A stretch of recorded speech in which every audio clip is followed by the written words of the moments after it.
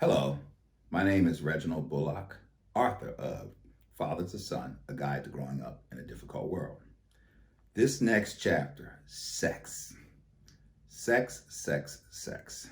What is sex? Really? I mean, we watch Animal Planet, and it's almost inevitable that every animal in every show eventually they're gonna have sex. I mean, it just happens. It's just like the cameraman is gonna show it, right? So we're human beings. We're bilateral primate creatures, and we're animals. So why is it that human beings treat it different, do it different, think about it different, have different philosophies?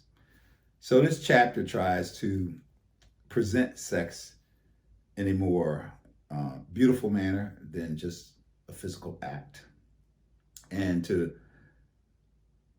give the reader or the young man an opportunity to hear about sex from a different perspective other than the streets and friends, social media, TV, movies, where it can be conversational and educational.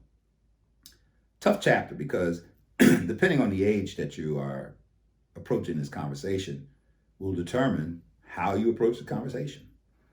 When you talk about sex with a 6-year-old, that's a different conversation than talking about sex with a 16-year-old. So universally, I try to make this book, or this chapter rather, about sex um, in a manner that it can be discussed over a period of time. And the conversation can continue over time. It shouldn't be just a one conversation thing. It should be a continuing conversation. And then it opens the door that your child is comfortable enough to come to you and have a conversation about sex when they're 15, 16, because they've had it when they were 6 and 7 and 8. So that's the attempt. Anyway, enjoy the chapter. Chapter 13, Sex. If you think this chapter is going to be about pornography, you are wrong. If you think this chapter is going to get into the nuts and bolts about sex, you are close. What I am going to attempt to do is cross the line, which most parents have preferred to stay behind. Although I am nowhere near being as qualified as Dr. Ruth may be to talk about sex, I am a father, and I have a responsibility to you as my son. Most parents, teachers, and friends are not doing such a good job at sex education. If they were, we would not have the severe problems we have today.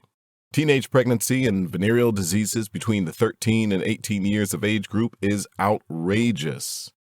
Although I will be the first to tell you not to have sex until you are older and more responsible, preferably after you are married, I am also realistic enough to understand that the urges are there.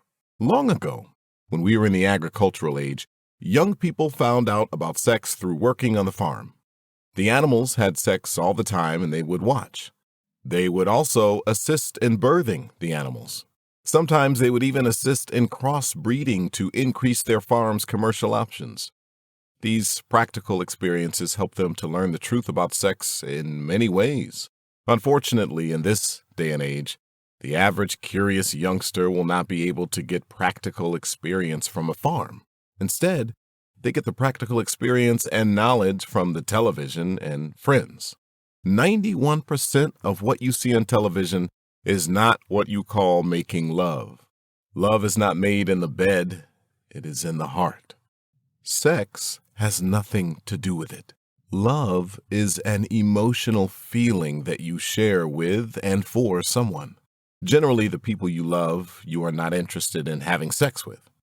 As a father, I have an unconditional love for you, but I am not going to have sex with you to prove it. That is sick. Nevertheless, you hear people on the television say, "Let's make love," as if love were a tangible object. Another media term is going to bed. When you go to bed, generally it means you are tired and want to go to sleep. And the term "sleep with me tonight" is another exploited slang by the media. Again, if you go to sleep, you cannot have sex. You are asleep. These words and phrases you hear on the television are all to help stimulate a fantasy in the people who are watching it. Many of those actors are married. It is their job to make you believe that what they are saying is true. At the end of the day, the actors go home to their wives and children just like everyone else. The difference is they get paid for making you believe that what they said was true, when in actuality it was all an act. Just as the movie industry will fill your head with all sorts of make-believe fantasies, so will your friends. For some reason, friends seem to know all the answers. They will tell you all sorts of lies, and you will fall for them because you did not know better. They will tell you what sex means, what it is all about, and how you should be trying to catch up to their experience. They will even brag about not being a virgin and tease you because you are. They will try to pour the peer pressure on so thick you will begin to start believing them. This is where you need to be in control of your own thoughts and begin to consider the consequences. Just like driving a car, going to college, buying a house, being promoted to a high-level position, there will come a time when sex will happen for you. If it happens too soon, you could prevent all the other inevitable goodies from happening just because you did not wait. Growing up in the city allowed me to see many of my friends' lives cut short in their prime because they made a wrong decision. I knew some very attractive young ladies who quickly became less than choice because they got pregnant at 13 and 14 years of age. These same young ladies are now in their 30s trying to salvage what is left of their lives. Some never finished high school, so they are going back to get their GED.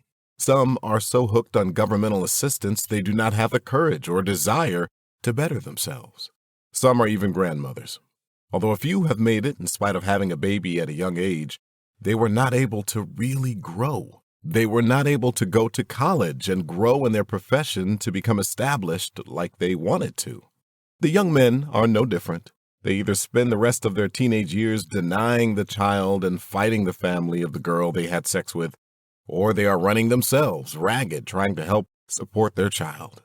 This also leads to their dreams and aspirations being curtailed because of their responsibility.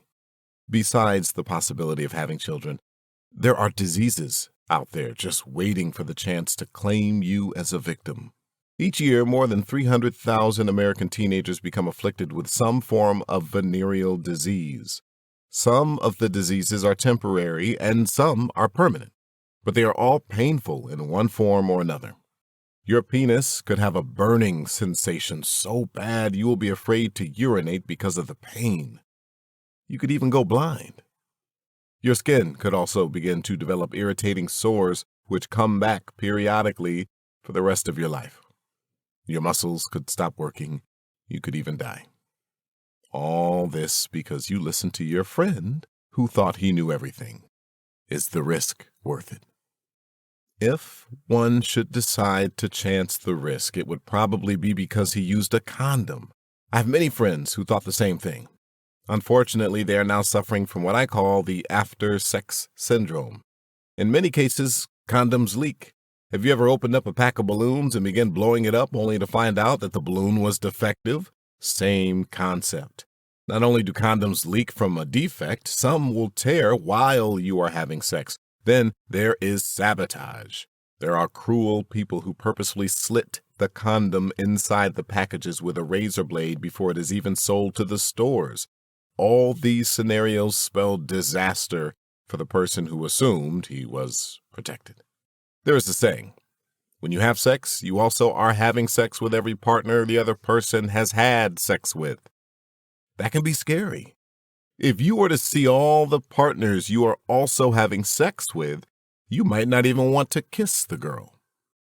I told you all this because your friends generally will not. They will, however, prove me right by ending up just like some of the scenarios I just mentioned. It is a sad fact, but true. Another fact is that girls who have intercourse early in life, particularly before the age of 16, are twice as likely to develop cancer of the cervix as all those who do not begin having intercourse until they are in their 20s. Sex, in its most primitive form, is strictly for reproduction. No other animal exploits the reproductive organs as man does. Reproduction goes hand in hand with survival of the fittest. Some animals reproduce thousands of babies at a time because only a portion will survive. Some animals reproduce monthly because they have a short lifespan. Some animals reproduce annually because man kills them off so fast. Long ago, even man reproduced differently. Having a large family was necessary for survival. Food was not purchased from the store, it was grown, found, and hunted. This took lots of help, which necessitated a large family. Everyone had a specific job in the family. The men were providers and protectors for the family, while the women would tend to the house and raise the children. It was not uncommon for women to get pregnant at a young age because they were married. Long ago, women married as young as age 12. In some countries, they still do. As a new wife, one of her duties was to begin making a family in order to survive. By age 20, she might have given birth to about 5 children. This was part of her contribution to the tribe.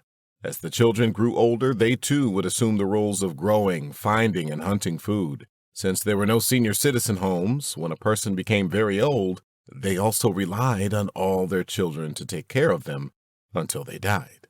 As you can see, having sex at a young age now versus then has very different meanings and purposes. Nevertheless, you are a young man with urges, and your curiosity can sometimes be overwhelming. On that note, I will tell you this corny but pertinent analogy. If a person were painting a beautiful masterpiece for you which took 6 months to complete, and you decided you could not wait the full 6 months and bought it after only 2 months, you would never know the true beauty of what you have. Not only that, all you possess now is an unfinished painting rather than a thing of beauty. Son, you have to make your own decisions for yourself. In making decisions concerning sex, please use proper judgment along with good morals. Sexual intercourse can be a beautiful experience. It is not only sharing an experience, it is sharing each other. It is a feeling which cannot be expressed verbally because for everyone it is different. The longer you practice abstinence and self-discipline, the more beautiful it will be. Preserve yourself until you know it is right, not when you think it is right.